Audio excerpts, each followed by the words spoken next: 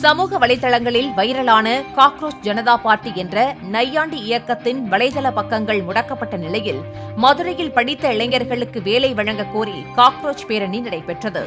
மதுரை காந்தி அருங்காட்சியகத்தில் தொடங்கிய இப்பேரணியில் ஏராளமான இளைஞர்கள் கலந்து கொண்டு வேலையில்லா திண்டாட்டத்திற்கு எதிராக கோஷங்களை எழுப்பினர்.